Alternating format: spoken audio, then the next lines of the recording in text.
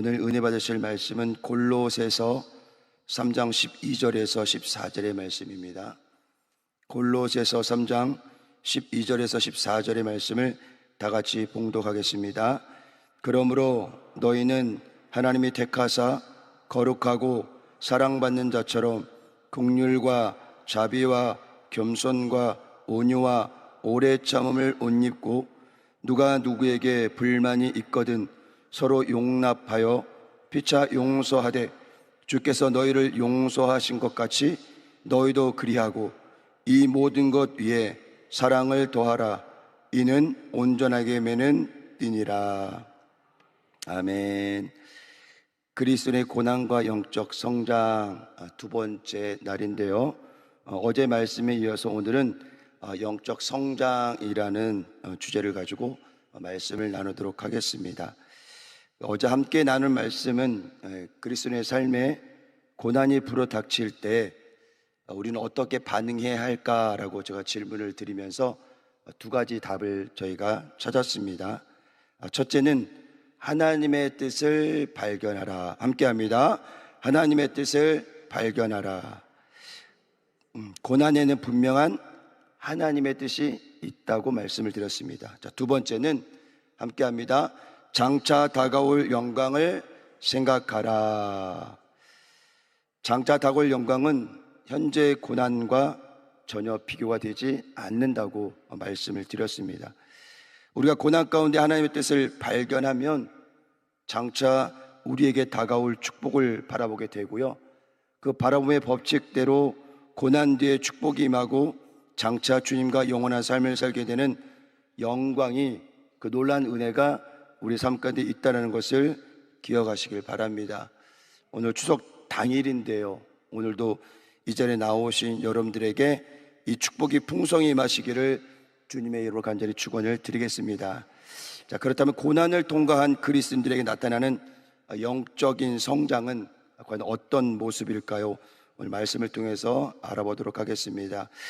첫째, 함께 따라하겠습니다. 하나님의 거룩한 성품을 갖춘 그리스도인으로 성장. 띄어쓰기가 좀 잘못됐죠? 하나님의 거룩한 성품을 갖춘 그리스도인으로 성장. 오늘 본문 3장 위에 머릿말에 이렇게 기록되어 있습니다. 그리스도와 함께하는 새 사람. 여러분 성경에도 있습니다. 사도 바울은 3장을 시작하면서 우리에게 이렇게 권면을 합니다. 그러므로 너희가 그리스도와 함께 다시 살리심을 받았으면 위의 것을 찾으라. 함께 합니다. 위의 것을 찾으라. 위의 것을 찾으라. 그러면서 2절에 다시 이렇게 강조하고 있습니다. 함께 하겠습니다. 위의 것을 생각하고 땅의 것을 생각하지 말라. 그러면서 5절 이하에 그리스도인이 버려야 할 옛사람의 성품과 행실을 언급하고 있는데요, 함께 하겠습니다. 음란과 부정과 사욕과 악한 정욕과 탐심과 분함과 노여움과 악의와 비방과 부끄러운 말과 거짓말이라. 11가지입니다. 어쩌면 나와 있는 저 11가지의 그 모습들이 우리 안에 조금씩은 다 남아 있을 것입니다. 오랜 신앙생활과는 상관없이 여전히 옛 모습들이 남아 있다는 것이죠. 대형 산불이 일어날 때 시작은요, 처음부터 산이 다 타는 것이 아니라 누가 버려진 담배꽁초나 작은 불씨를 통해서 불이 번지면서 대형 산불로 일어나게 되죠. 여러분, 우리가 새 사람이 되었다고 우리가 늘 강조하고요, 이렇게 새벽제단 쌓고 기도하고 금식하고 봉사하고 헌신하면서 나는 그래도 신앙에 바르게 자라고 있구나라고 생각은 하고 있지만, 이 작은 불씨를 완전히 제거하지 않으면요, 언제든지 저 11가지의 좋지 않은 모습들은 올라오게 돼 있단 말이에요. 그래서 꺼진 불도 다시 보자. 아멘. 그것까지 완전히 제거해야, 그래야 대형 산불이 안 일어납니다.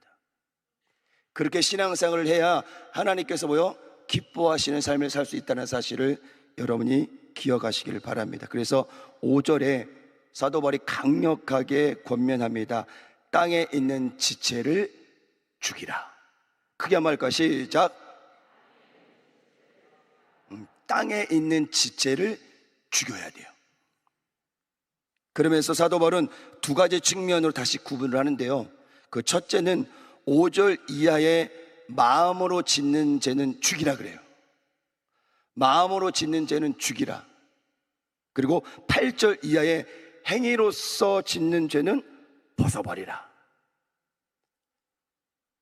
다 죽이래요. 다 벗어버리래요.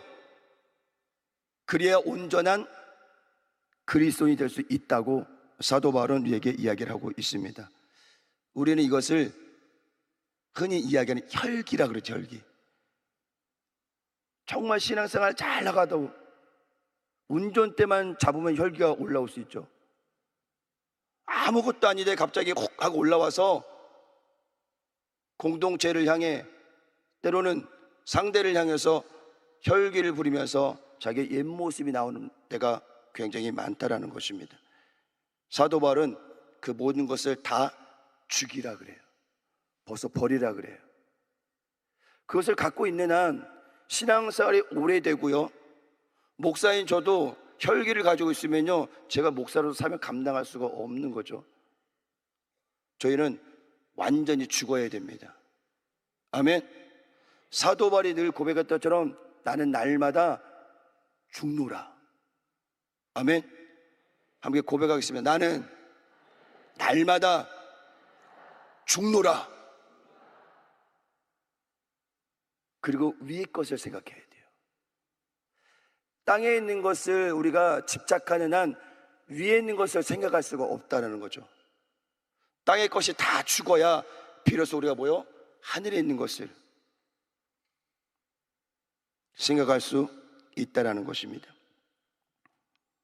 저희 집에 새 아이가 있는데요, 신발이 좀 낡고 작아 보이는 것 같아서 얼마 전에 신발 가게 데려가서 신발을 한번 신겨봤어요. 근데 새 아이다 한 치수씩 다 컸더라고요. 근데 그거를 꾸역꾸역 이렇게 신고 다녔더라고요.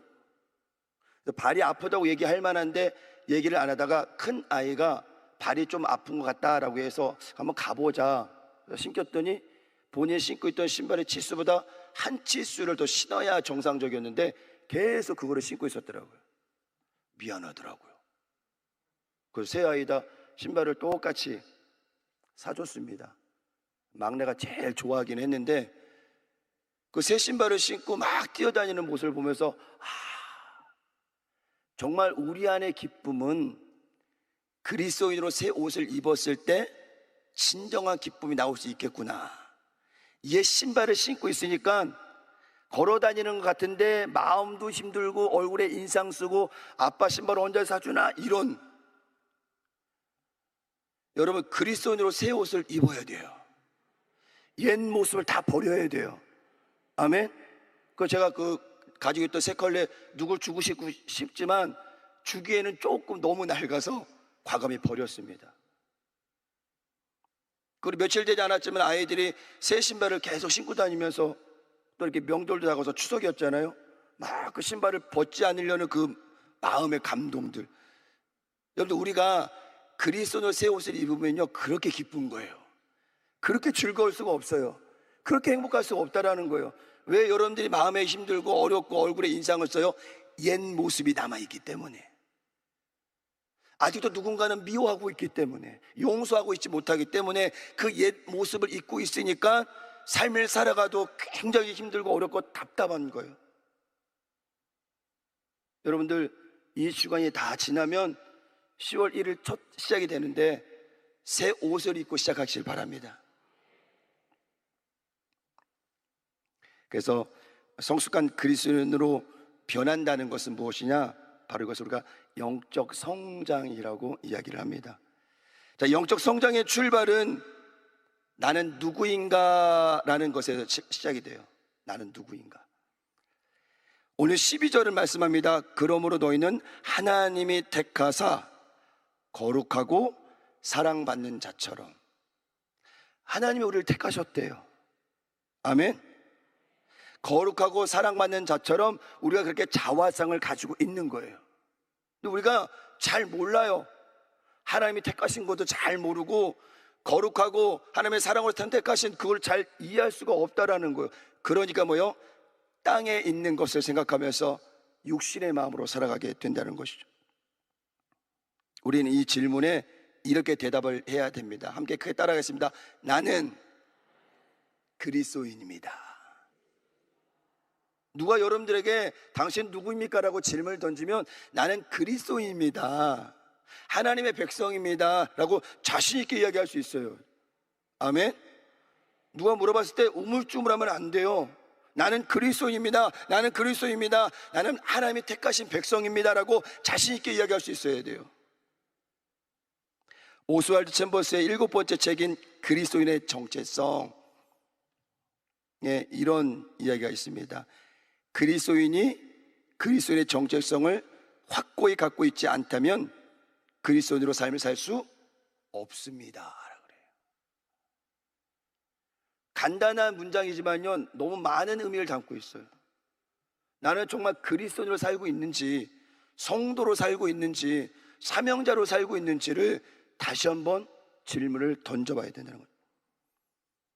그 정체성은 무엇일까요?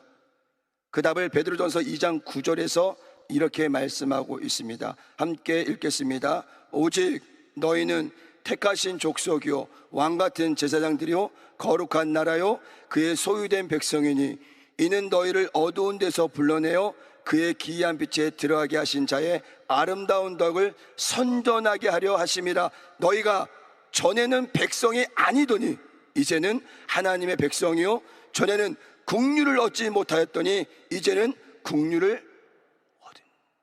우리의 자화상이에요. 전에는 국류를 받지 못했대요.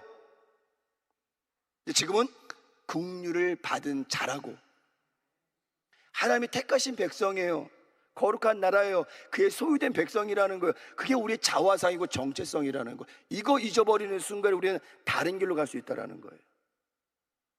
이 말씀을 마음에 잘 새기시기를 주의 이름으로 축원을 드립니다.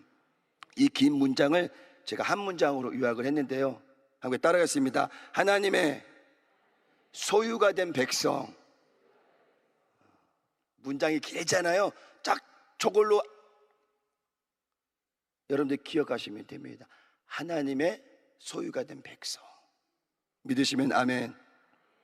우리가 세상 가운데 살고 있지만요, 세상에 공존하고 있지만요, 세상 사람이 아닌 구별된 거룩한 삶을 살아가는 성도임을 여러분이 기억하시기를 주의 이름으로 축원을 드립니다.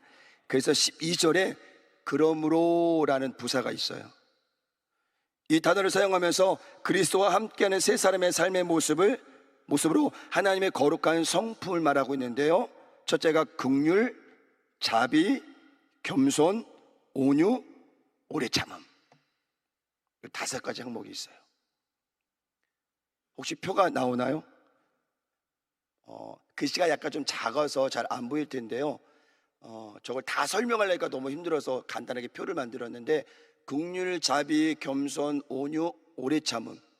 그래서 뭐 헬라어는 저희 뭐 얘기 안 해도 되고요, 뜻과 의미를 보면 글씨가 좀 작아서 보일 텐데 따라하겠습니다. 긍휼은 깊은 연민, 불쌍히 여기는 마음. 그 다음에 의미는 우리를 향하신 하나님의 마음이란. 자비는 동정심, 인자, 가엾게 여김의 뜻이 있고요, 값없이 주시는 하나님의 은혜라는 것입니다. 겸손은 낮은 마음, 심령이 겸손한, 그래서 다른 사람을 섬기고자 하는 겸손한 자세. 온유는 유순함, 온화함, 부드러움의 뜻이 있고요, 하나님의 다스림에 순종하는 삶, 그게 온유입니다. 오래 참음은 자기 억제, 참고 견딤의 띠가 뜻이 있고요, 하나님의 구원의 계획과 열심의 절정, 그게 뭐요? 오래 참음이라는 것입니다. 저거 다 외우지 않으셔도 됩니다. 하나님의 소유가 된 백성은 하나님의 성품을 닮아가야 된다는 거예요. 하나님처럼 완전한 성품을 가질 수는 없지만 천국 갈 때까지 우리는 계속해서 성장하고 성숙하고 노력해야 돼요. 그 과정을 우리가 성화라 그래요. 이 땅에 있는 거는 완전한 성화도 없고요, 완전한 영화도 없어요. 성화의 과정을 다 거쳐서 주님을 만났을 때 비로소 영화의 삶을 살 수 있다는 것을 여러분이 기억하시길 바랍니다. 그때까지 우리가 뭐 해야 돼요? 노력해야 돼요. 그렇게 살려고 열심히 몸부림쳐야 돼요. 기도해야 돼요. 그래야 우리가 조금은 더 세상의 때가 다 벗어지고 그나마 조금 더 거룩한 모습으로, 조금 더 구별된 모습으로 주님을 만날 수 있다는 사실을 여러분이 기억하시기를 주의 이름으로 축원을 드립니다. 그래서 고난을 많이 경험한 사람들은 더 낮아지고 더 겸손해지고 더 온유해지고 하나님이 하나님 되심을 고백하는 사람들이에요. 아멘. 고난이 많으니까 벼가 익을수록 고개를 숙이듯 많은 고난을 경험한 사람들이 그것을 자랑하는 것이 아니라 그 안에서 뭐요? 하나님의 은혜를 경험했기 때문에 나는 아무것도 아닙니다 라는 고백이 저절로 나와요. 그리고 어떤 고백이 나올까요? 사도 바울의 고백처럼 나의 나 된 것은 하나님의 은혜로다. 아멘. 한번 따라할까요? 나의 나 된 것은 하나님의 은혜로다. 믿으십니까? 이거 말고는 다른 표현이 없어요. 여러분 어떤 수식어로 그것을 고백할 수 있겠어요? 다른 게 없어요. 그냥 모든 것이 하나님의 은혜인 거예요. 이 은혜를 잊지 않는 사람들은 겸손하게 될 수밖에 없어요. 낮아질 수밖에 없어요. 더 섬길 수밖에 없다라는 거예요. 그 은혜를 알지 못하니까 내가 드러나는 거죠. 모든 영광 하나님께. 아멘. 그런 믿음의 삶을 살아가시기를 주의 이름으로 축원을 드립니다. 두 번째는 하나님의 사랑으로 충만한 그리스도로 성장한다는 것입니다. 함께 따라합니다. 하나님의 사랑으로 충만한 그리스도로 성장. 하나님의 사랑의 절정은 오래 참음이라고 말씀을 드렸는데요, 이 오래 참음 안에 들어있는 가장 큰 것이 뭔지 아세요? 용서입니다. 용서. 만약 저와 여러분들이 어제 새벽 예배 끝나고 오늘 오기 전까지 정말 바르게만 살아왔을 수도 있지만 혹시 모르게 또 이렇게 부침을 하면서 감정이 올라올 수 있었잖아요. 그죠? 하나님이 어제 우리를 용서하셨기 때문에 오늘 우리가 이 자리에 있을 수 있는 거예요. 아, 저는 잘못 안 했어요. 아니요. 그것이 잘못된 생각이에요. 생각으로, 시선으로, 입술로, 마음으로 짓는 죄가 얼마나 많은지 몰라요. 순간순간 우리는 인식하지 못해요. 근데 하나님께서 다 용서하신 거예요. 용서하셨으니까 오늘 이 자리에 우리가 나올 수 있던 거예요. 아멘. 그래서 내가 오늘 호흡할 수 있는 거, 예배할 수 있는 거, 그것도 하나님의 은혜라는 사실을 여러분이 기억하시길 바랍니다. 그래서 13절에 이렇게 말씀하고 있습니다. 누가 누구에게 불만이 있거든 서로 용납하여 피차 용서하되, 함께 하겠습니다. 주께서 너희를 용서하신 것 같이 너희도 그래요. 누가? 주께서 우리를 용서하신 것 같이 너희도 그렇게 하래요. 이미 우리는 용서함을 받았어요. 용서함을 받은 존재이기 때문에 우리가 다른 사람을 용서 안 한다? 그건 말이 안 돼요. 이미 큰 죄에서 우리가 용서함을 받았는데 왜 우리는 상대의 그 잘못에 용서하지 못하고 혈기를 부립니까? 왜 감정을 가지고 있어요? 공동체 안에서 생겨날 수 있는 불평거리, 즉 실수나 비난거리를 이해하고 용납하라고 사도 바울이 권면하고 있는 거예요. 그런데 이게 잘 되지 않습니다. 여기서 용납이라는 의미는 상대의 부족한 부분이나 실수를 지적하기보다는 품으라는 거예요. 아멘.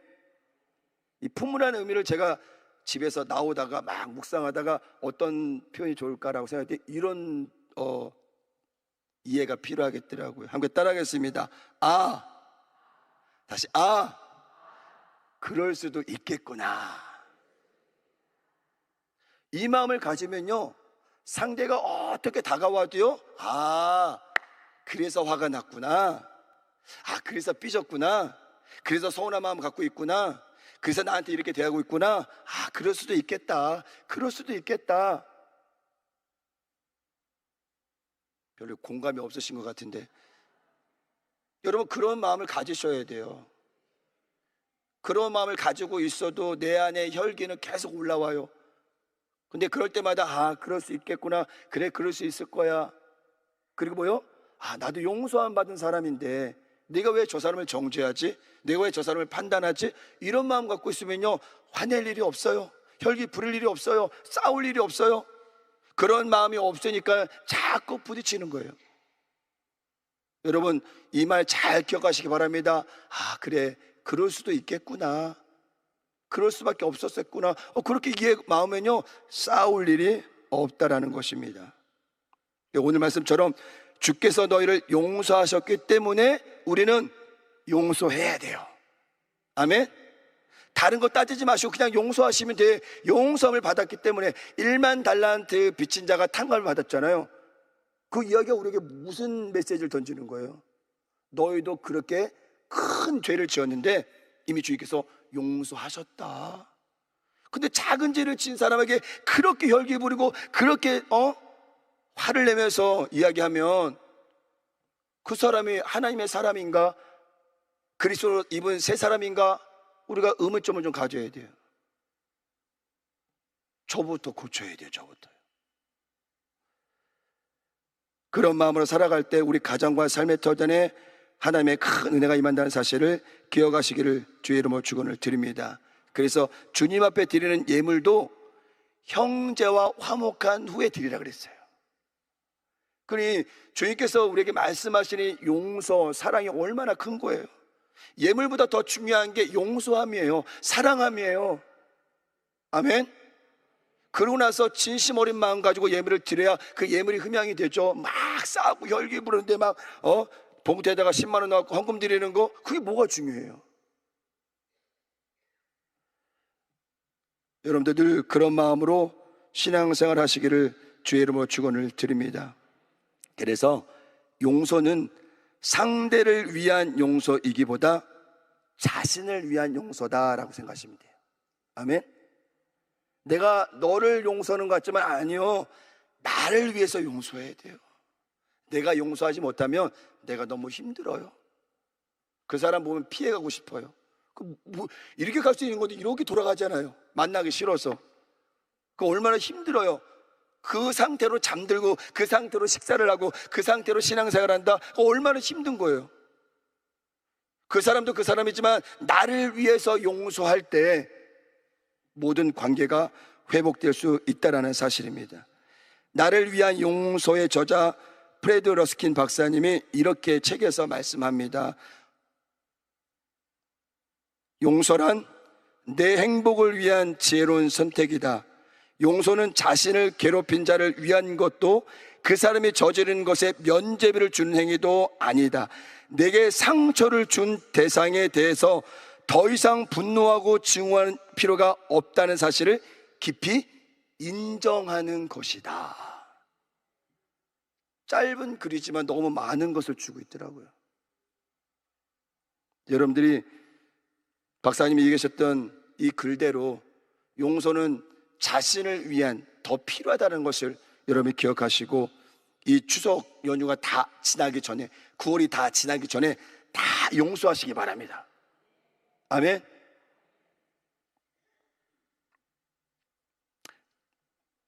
말씀을 정리하다가 당회당 이영 목사님의 저서에 이 모든 일을 사랑으로 행하라라는 책이 있는데요.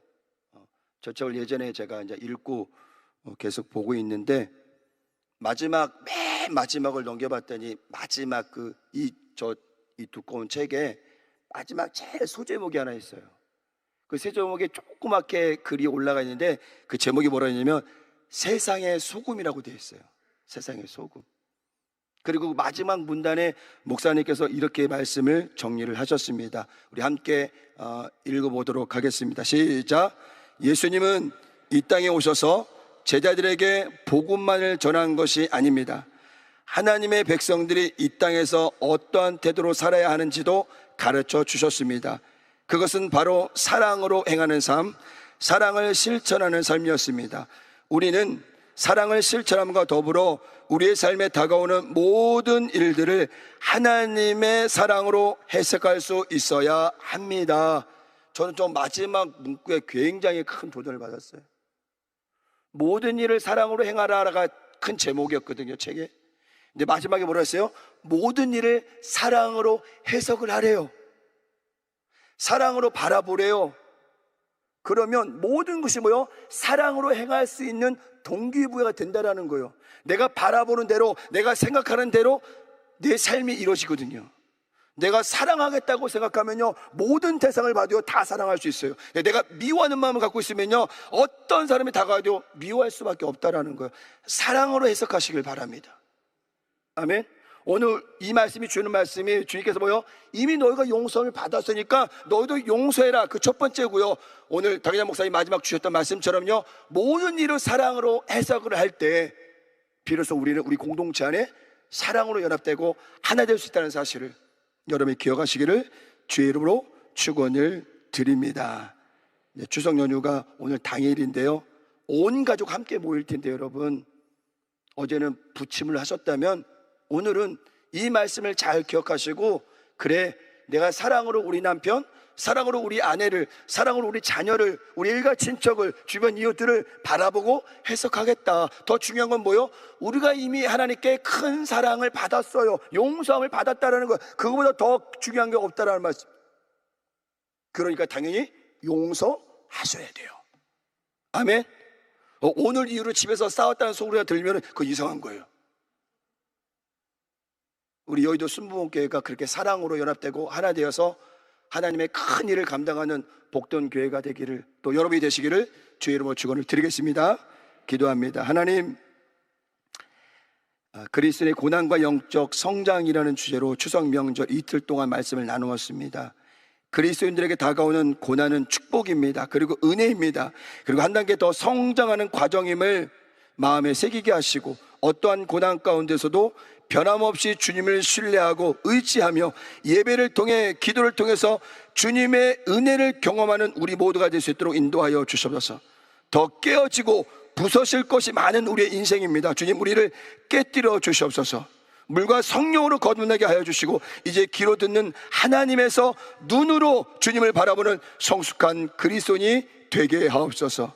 이 모든 것 위에 사랑으로 더하겠습니다. 모든 일을 사랑으로 행하고 사랑으로 해석하겠습니다. 추석 명절을 맞아 온 가족이 사랑으로 하나 되고 용서하여 사랑으로 연합되고 사랑으로 승리하는 복된 명절이 될 수 있도록 인도하여 주시옵소서.